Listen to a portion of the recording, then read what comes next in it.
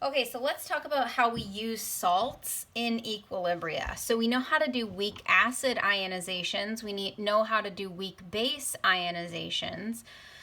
When we're talking about salts in equilibria, the first thing we need to do is determine if this salt is acting like an acid or a base, and then it's all the same steps as a weak acid ionization or a weak base ionization. So let's see what an example of a problem like this looks like. So I'm just going to write out the problem. It says household bleach is a 5% solution of sodium hypochlorite.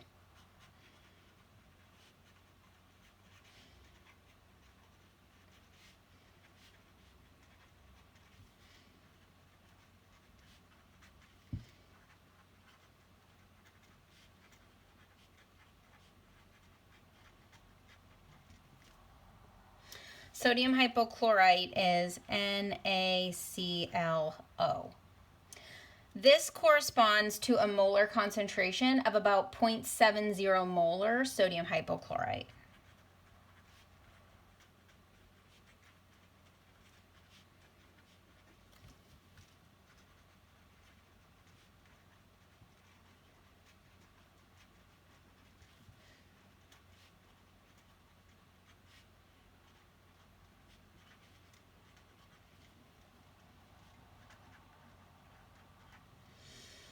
So what is the hydroxide ion concentration and the pH of this solution?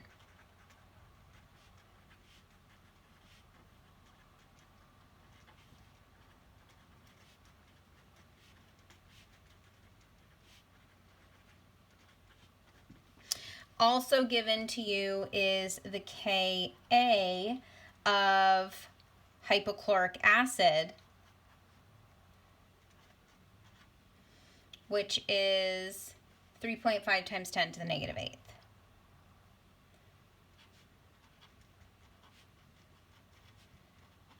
Okay, so the first thing we need to do is determine what type of salt this is, and then seeing how is this salt affecting the pH, because it's either going to be an acidic salt and we'll do a weak acid ionization, or it's going to be a basic salt and we'll do a weak base ionization. We will not be doing any calculations at this point where you have a weak acid and a weak base. That would be a situation that we're going to deal with later. So first we need to break apart this salt and see what kind of salt it is. So here's my salt, NaClO. So Na is the sodium ion, ClO is the hypochlorite ion. Again, you do not need to know the names of some of these. You just need to know the names of the strong acids and the strong bases. So we have Na, which is going to come from the strong base sodium hydroxide. So because sodium hydroxide is strong, that means this sodium ion is neutral. So that does not affect the pH at all. Another way to think of this is it does not contribute to the equilibrium.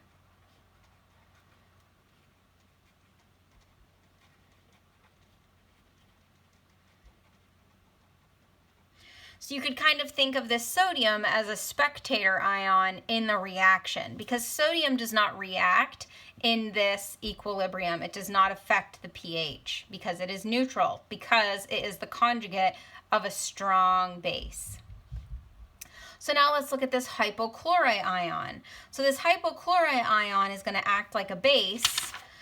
Hypochloric acid is not on this list of strong acids. There's perchloric acid. That is one of the oxo acids that has 4 oxygens. This is not the same thing. Perchloric acid and hypochloric acid are not the same. This is going to come from the acid hypochloric acid, HClO, which is a weak acid. We know it's a weak acid because it's not on the list of strong acids, so that makes this basic. It's basic because it is the conjugate base of a weak acid. So that means you have water, you have this water, and you add 0.70 molar sodium hypochlorite to it. Well, we just said the sodium doesn't contribute at all to changing the pH because it's neutral.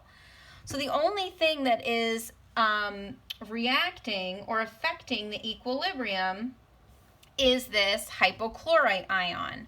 So the first thing that you need to do is you need to identify what is impacting the pH. So we just said the sodium ion is not affecting the pH at all, so we are going to ignore that. It's the hypochlorite ion that is affecting the pH. Also, this isn't being asked of you right now, but something that's always important to do is to recognize that this is a base. So that means your pH, when you do all of this work, your pH had better be greater than 7, because it should be a basic pH, because what's reacting in here is a base. So if you go through all of this work and all of these calculations and you get a pH of 4, that's an acidic pH, you know you've messed something else up somewhere. So it's always good to think about what makes sense, so that when you get done with all of these calculations, you can be confident that you haven't made an error somewhere along the way. So we've identified what is impacting the pH. We said it's a base, so that means now we are going to write a weak base ionization using the initial concentration to solve for the hydroxide ion, and then once we've solved for hydroxide, we can solve for pH. So it's going to look like this. It's a weak base reacting with water, because we know this sodium is not. So I'm going to write reaction, initial, change, equilibrium.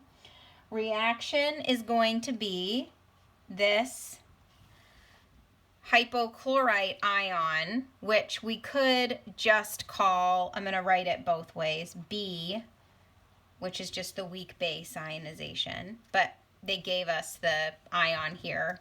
You could do either. I'm going to write the generic up here.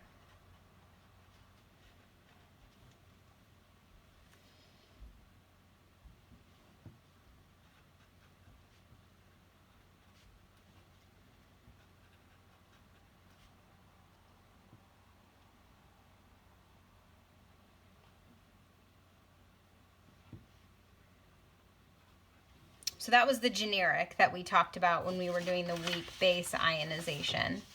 So now I'm going to write out the actual reaction, which you do not have to do.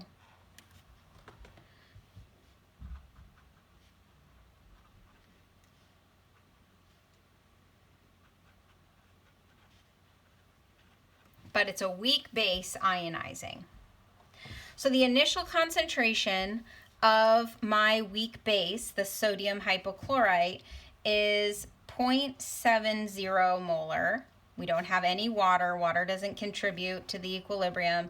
We don't start out with any hydroxide or any of the hypochloric acid. The change is going to be minus x, 0.70 minus x, plus x, x, plus x, x. So now here's my equilibrium table, but something that a lot of people are going to miss, and I do not want you to miss when you are doing the calculations, is remember what is reacting here is this hypochlorite ion. What you were given was the hypochloric acid, Ka. So we need to use the Ka of the hypochloric acid to solve for the Kb of the hypochlorite ion. So remember, Kw equals Ka times Kb when you're talking about a conjugate acid and base. So I'm going to say 1.0 times 10 to the negative 14th equals the Ka of hypochloric acid, 3.5 times 10 to the negative 8th, times the Kb of hypochloric acid,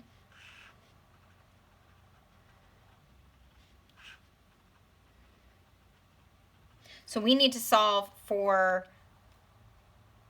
the Kb of the hypochlorite ion. So 1.0 times 10 to the negative 14th divided by 3.5 times 10 to the negative 8th is 2.9 times 10 to the negative 7th. So the Kb of the hypochlorite ion is 2.9 times 10 to the negative 7th. Remember, what is reacting here is the hypochlorite ion, which is hypochlorite, which is a weak base. And what we were given was the weak acid. So you need to use the relationship of the Kw equals Ka times Kb, to solve for the Kb, because this is the base that is reacting, not the acid. This is a step that a lot of people will miss. This would result with you having an acidic pH at the end. And we just said you should have a basic pH in the end. So if you get all the way to the end of a problem and your pH is not what it should be because it just doesn't logically make sense, make sure that what you've been given is what you are actually supposed to use. A lot of the problems in SmartWorks will give you the opposite. They'll give you the Ka of the weak acid, and then you need to solve for the Kb of the weak base. Or they'll give you the Kb of a weak base, and you need to solve for the Ka of a weak acid. So that's one thing to always be aware of. Okay, so here's the Kb. Remember, this is what we use with the equilibrium row of our equilibrium table. Now we are going to solve for X, which is going to give me my hydroxide ion concentration, which is the first step, and then go on to solve for the pH. So I'm going to say 2.9 times 10 to the negative 7th equals x squared, x times x, over 0.70 minus x. Let's see if we can get rid of this x with the assumption principle. So 0.70, which is the initial concentration of my base, my whatever, base or acid, divided by the Kb, 2.9 times 10 to the negative 7th. If this number is greater than 500, then you can assume that this x is negligible. It is clearly greater than 500. So I can get rid of this, not have to do the quadratic formula. Now I'm just going to solve for x. So I'm going to multiply both sides by 0.70. Then I'm going to take the square root of both sides. So I'm going to say 2.9 times 10 to the negative 7th times 0.7 square root should be 4.5 times 10 to the negative 4th. So this has two significant figures, so my x should be x equals 4.5 times 10 to the negative 4th. So again, remember what that is. That is x. That is the concentration of hydroxide.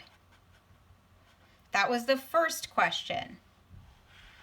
What is the concentration of hydroxide? So we just did that. Now we need to solve for the pH. So remember, the relationship between pH and hydroxide, there has to be two steps. You can do it one of two ways. You can either convert hydroxide to hydronium, take the negative log of that, or you can take the negative log of the hydroxide ion concentration and then subtract that from 14 to get the pH. That's what I'm going to do. So I'm going to say the pOH equals the negative log of the hydroxide ion concentration. pOH equals the negative log of 4.5 times 10 to the negative 4th. So let's say negative log 4.5 times 10 to the negative 4th is 3.37. Remember, pOH and pH are logs. The log scale tells you that the number, whenever you are using a log, the rules for significant figures are that the number of the number of significant figures in the concentration is the number of decimal places. So that is two significant figures in the concentration my pH or POH should have 2 decimal places. So this is the POH. Remember, the rule says that 14 is the sum of the pH plus the POH. So if I take 14 minus 3.37, my pH should be something like 10.63. This last decimal place may vary depending on how you got to this point. If you converted hydroxide to hydronium and then took the negative log, depends on how many digits you were saving in your calculator. I would accept anything close to this as long as you have 2 decimal places in the pH, because there are 2 significant figures in the concentration. So this is my pH. This is my hydroxide ion concentration. This pH is greater than 7, which makes sense because this is a basic salt. A basic salt should increase the pH. It should have a pH that is greater than 7. So this is an example of how we can use salts in equilibrium, first by determining what is reacting within that salt, if it's acidic or basic. This was a basic salt, so we did a weak base ionization. We used the Ka of the conjugate acid to solve for the Kb of the ion that was reacting.